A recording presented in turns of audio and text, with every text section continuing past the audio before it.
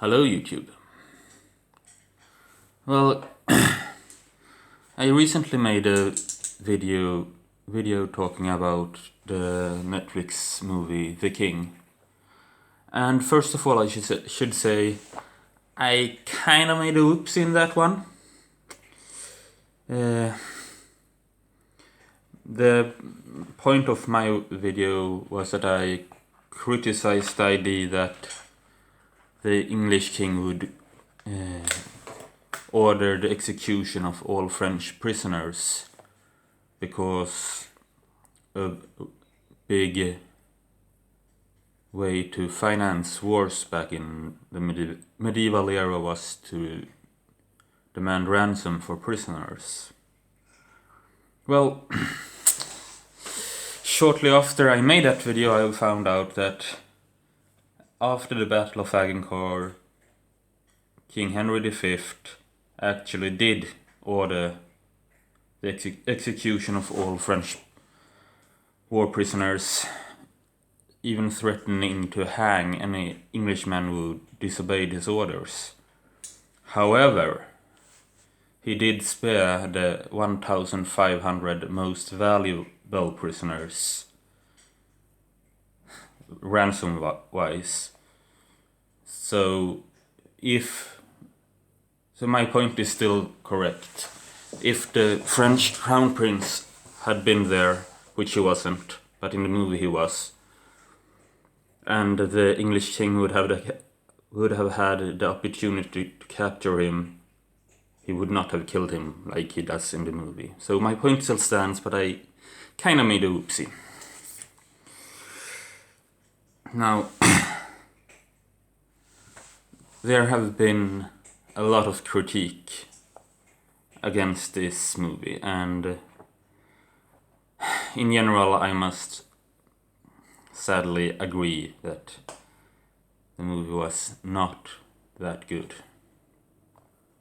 Which makes me a bit sad because I like history and I like movies, so I would like a good historical movie, but in general The King was not that movie.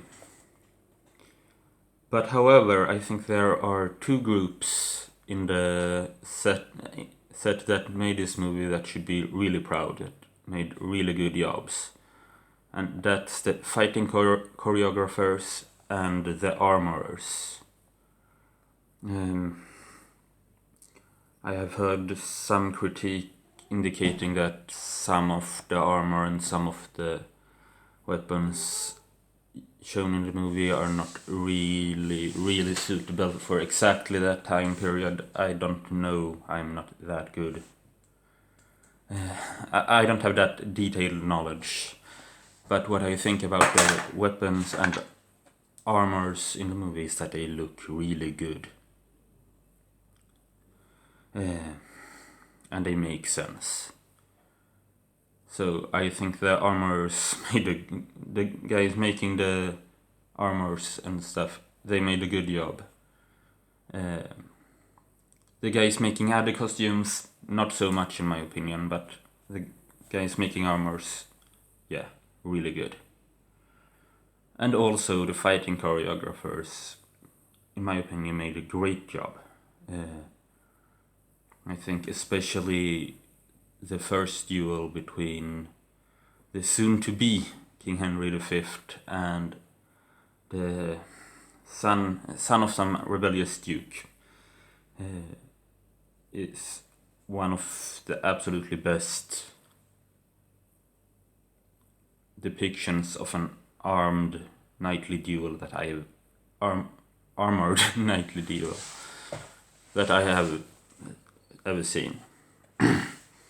And yeah, and in the other people's eyes, that duel have been gaining some positive attention too. But there have been critique level made against it that, especially in the beginning of the duel, they do quite a lot of cuts to each other. And in a fully armored and sword fight, a cut will never cut it. Ha ha ha. you can't cut through steel armor with the sword. You need to stab in openings. And therefore, for example, Scalagrim and Shadowversity have said that that is kind of unrealistic, and these two characters are knights. They should know that cutting will not be effective, so they wouldn't cut. Now, I kind of disagree. I disagree that cutting against steel armor would be ineffective, but I don't agree with the fact that that makes this depiction unrealistic. Because first of all, none of those cuts are effective in the movie, so... And second of all, people do stupid things when they are fighting. When they are under stress, people do really stupid things. Even trained ones.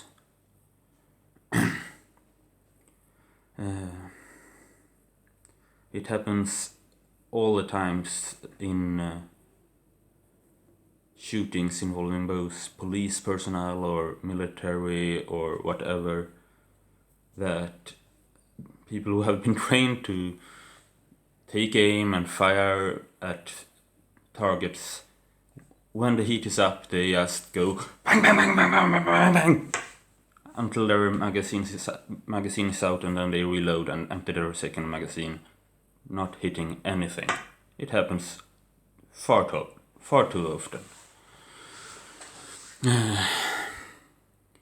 If you were to go to any martial arts or combat sports school today, very few, if any, coaches would teach you to do wide overhand swings like this if you are striking someone, because closer straight punches and hooks are more effective, more direct, aimed more directly at the target, harder to block, and so on.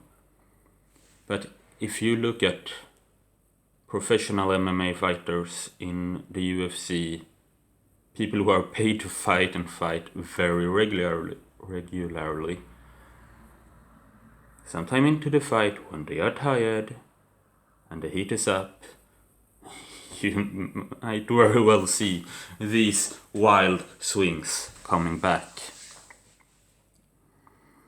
Now, the fighters, as they are shown in the movie, are...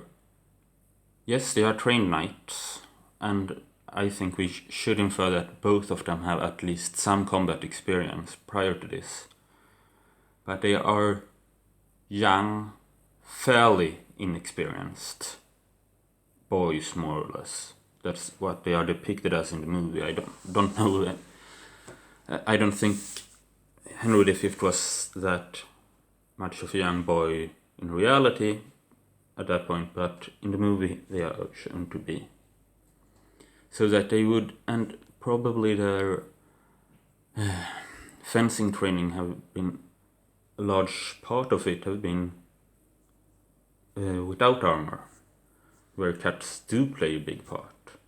So that they would just revert back to that, throw some cuts at each other before remembering that, oh yeah, that's right, we can't do that really there. Let's try half swording or grappling and the other stuff that they do. That's not unrealistic, it's not a bad depiction of historical sword fighting. In my opinion, it is really, really good. Peace out.